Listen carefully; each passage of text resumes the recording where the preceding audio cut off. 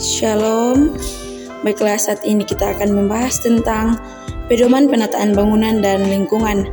Nah, sebelum kita masuk dalam pengertian, mari kita belajar tentang latar belakang. Nah, pedoman penataan bangunan dan lingkungan dapat dijelaskan sebagai konteks yang mendasari kebutuhan akan pedoman atau panduan dalam merencanakan, mengatur, dan mengendalikan pemanfaatan ruang serta penataan bangunan dan lingkungan.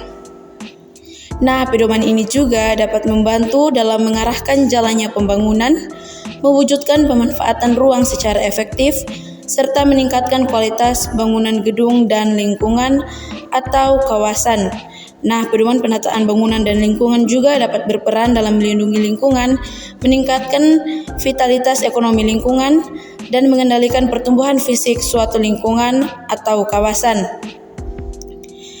Nah, pedoman ini juga merupakan panduan rancang bangun suatu lingkungan atau kawasan yang dimaksudkan untuk menciptakan lingkungan yang aman, nyaman, produktif, dan berkelanjutan bagi kemakmuran rakyat. Kita masuk dalam pengertian pedoman penataan bangunan dan lingkungan.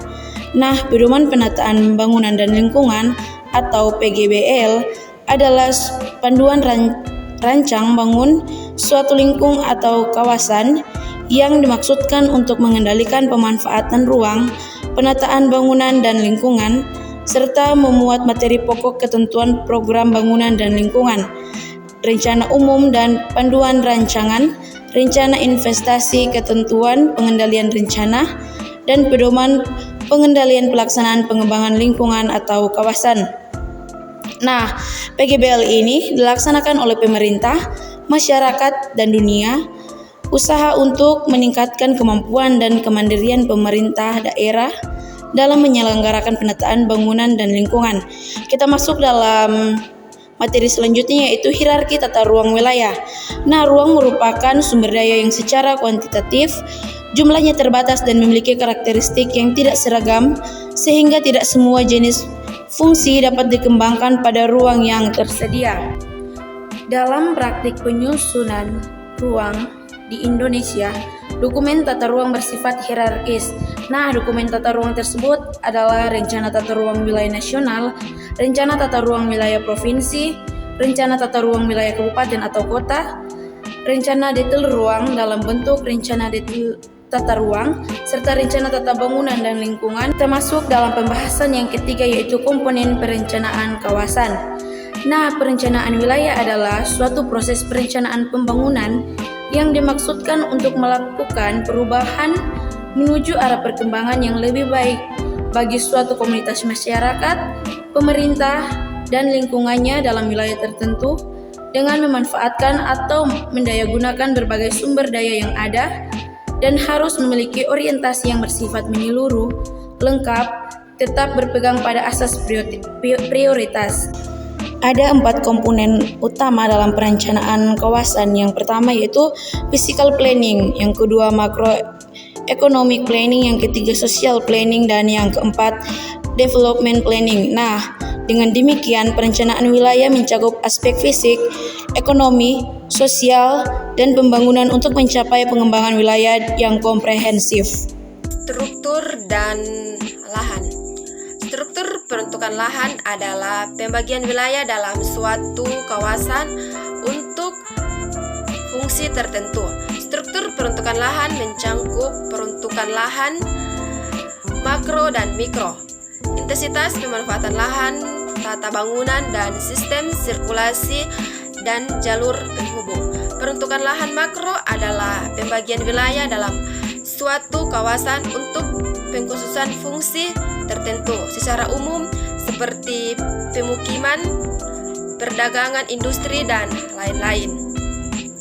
Kita masuk pada intensitas pemanfaatan lahan.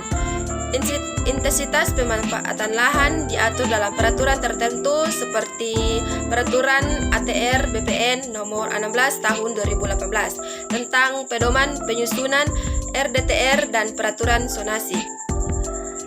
Intensitas pemanfaatan lahan juga dipengaruhi oleh harga lahan, di mana harga yang tinggi dapat mendorong pemikiran lahan untuk memaksimalkan pemanfaatan lahan agar dapat menutupi biaya sewa lahan yang mahal. Kita masuk pada tata bangunan. Tata bangunan mengacu pada perencanaan dan pengembangan bangunan dan lingkungan sekitarnya, termasuk berbagai aspek seperti penggunaan lahan, peraturan bangunan, dan ruang hijau. Kita masuk pada sistem sirkulasi dan penghubung. Sistem sirkulasi ini jalur penghubung yang dianalisis dalam RTBL terdiri dari jaringan, jalan, dan pergerakan, sirkulasi kendaraan umum, sirkulasi kendaraan pribadi, sirkulasi kendaraan informal setempat dan sepeda, sirkulasi perjalanan kaki termasuk masyarakat, penyandang, cacat, dan lanjut usia, sistem dan sarana transit, sistem parkir, perencanaan jalur, pelayanan, lingkungan, dan sistem jaringan penghubung. Selanjutnya H. Sistem ruang terbuka dan tata hijau. Sistem ruang terbuka dan tata hijau merupakan komponen rancang kawasan. Penataan sistem ruang terbuka diatur melalui pendekatan desain tata hijau yang membentuk karakter lingkungan serta memiliki peran baik secara ekologis. Contoh ruang terbuka hijau antara lain taman kota, taman rekreasi, taman wisata alam, dan sebagainya. Selanjutnya I. Tata kualitas lingkungan. Tata kualitas lingkungan adalah rekayasa elemen-elemen kawasan yang sedemikian rupa sehingga tercipta suatu kawasan atau sub-area dengan sistem lingkungan yang informatif, berkarakter khas, dan memiliki orientasi tertentu. Contoh pengelolaan limbah, pengendalian polusi, pendidikan dan kesadaran masyarakat, dan sebagainya. Prasarana dan utilitas lingkungan.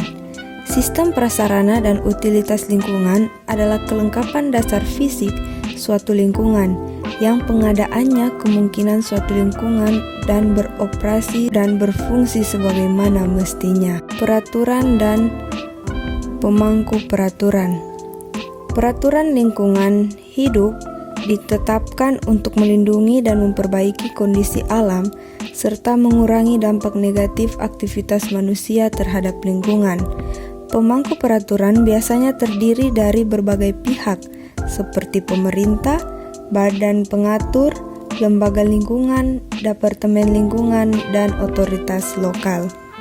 Menjadi kesimpulan bahwa pedoman penataan bangunan dan lingkungan merupakan kegiatan pembangunan yang bertujuan untuk merencanakan, melaksanakan, memperbaiki, mengembangkan, dan melestarikan bangunan dan lingkungan.